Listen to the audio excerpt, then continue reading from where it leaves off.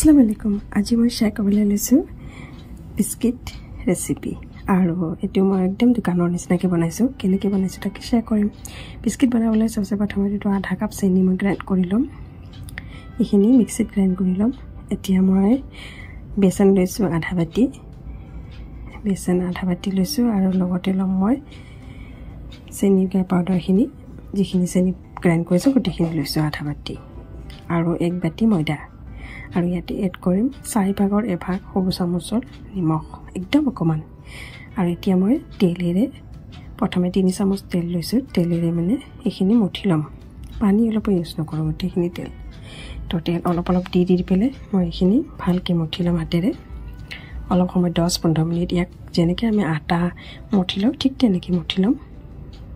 এইখিনি এতিয়া অলমষ্ট হ'ব আৰু মঠা। তো এতিয়া এড কৰিছোঁ তিল, বগা তিলখিনি এড কৰি আৰু এবাৰ এনেকৈ মঠি ল'ম ভালকৈ, ধুনীয়াকৈ এনেকৈ কৰি লৈছোঁ। আৰু এতিয়া হৈ গ'ল এইখিনি মঠা। এতিয়া বিস্কুট বনাব ৰেডি কৰিম। হাতেৰে কেনেকৈ বনাওঁ তাকে দেখুৱাম। তো এইটো ধুনীয়াকৈ হৈ গৈছে। এতিয়া বিস্কুটৰ শ্বেপ দিম। ৰাউণ্ডকৈ কৰি লৈছোঁ, এনেকৈ ৰাউণ্ড কৰি ল'ম হাতেৰে। তাৰপিছত এক শ্বেপ এটা কৰি দিম গোল, যেনেকৈ আমি বেকেৰী বিস্কিট দোকানৰ পৰা কিনো ঠিক তেনেকৈ শ্বেপতে বনাম। আৰু তাৰপাছতে ইয়াক এটা মই সৰু বাতি এটা লৈছোঁ ষ্টিলৰ, আৰু তাক এনেকৈ স্মাইলি যিটো লুকটো দি দিছোঁ ইয়াতে, এনেকৈ ধুনীয়াকৈ এনেকৈ শ্বেপটো বহাই দিছোঁ। তো পকাৰ পাছত এই শ্বেপটো হৈ যায় ধুনীয়াকৈ। তো এই বাতিৰ শ্বেপটো এনেকৈ বহাই দিছোঁ। আৰু এতিয়া ইয়াক বেক কৰিম। ইয়াতে ডেক্সি এখন গৰম হ'বলৈ দিছিলোঁ, তাতে এনেকৈ 4টা দিছোঁ, ঢাকন এখনত দি পেলাই ইয়াতে বহাই দিছোঁ। এতিয়া আধা ঘণ্টাৰ কাৰণে ইয়াক থৈ দিম।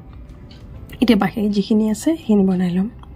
চেম একে প্ৰচেছ, চেম এনেকুৱাই কৰিম। এতিয়া ইয়াক এটা টিফিনত দি দিছোঁ। টিফিনত 3টা হ'ব, তো 3টা কৰি পেলাই প্ৰথমে টিফিনত দি দিম। সেইখিনি এতিয়া হৈ আছে। এইটো চাগে হ'ল, এতিয়া খুলি চাব লাগিব। আধা ঘণ্টা হৈ গৈছে, এইটো হৈ গৈছে। এইখিনি হৈ গ'ল। এতিয়া এইখিনিকেইটা উঠাই পেলাই বাতিটো দি দিম। টিফিনটোত যিখিনি 3টা আছে সেইখিনি মই ভিডিঅ' কৰা নহ'ল, বাট পিছত আকৌ মই 5টা বনাইছোঁ, সেইকেইটা ভিডিঅ'ত দি দিছোঁ। তো এইখিনিও হৈ গ'ল। এতিয়া তো গোটেইখিনি এটা এটাকৈ মই দি পেলাই এনেকৈ বনাই লৈছোঁ। তো হৈ গ'ল মোৰ আজিৰ বিস্কুটৰ ৰেচিপি। তো এতিয়া সজাম ইয়াক প্লেট এখনত। তো এনেকৈ ধুনীয়াকৈ ওলাই লৈছোঁ।